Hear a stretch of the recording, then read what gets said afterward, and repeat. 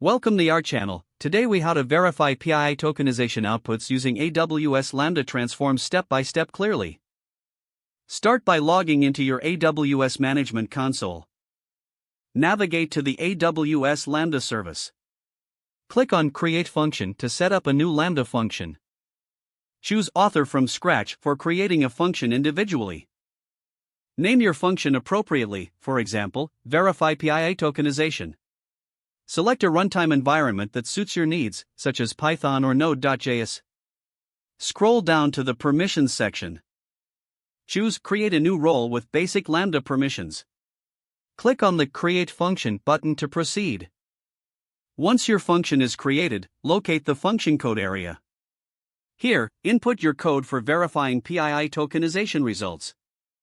Make sure to include libraries necessary for handling tokenization and verification. Use the PII tokenization library relevant to your application.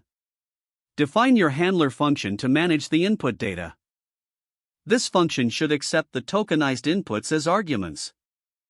Implement a validation process to check if the tokenization was successful. You can include comparison logic to verify against expected outputs. Test your code within the Lambda console using sample PII data. Adjust any logic based on the outcomes of your test results. Once satisfied, configure your function's trigger if needed.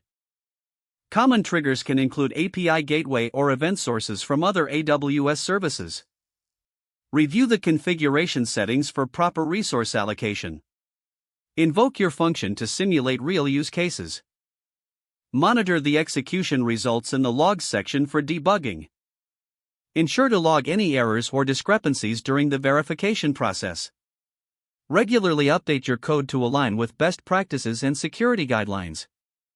Make certain that your function adheres to regulatory compliance regarding PII data handling. Finally, set up alerts for monitoring function performance and errors.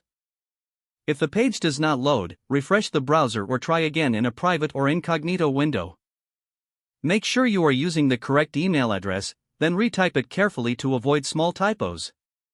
Don't forget to like this video and subscribe to our channel for more step-by-step tech guides.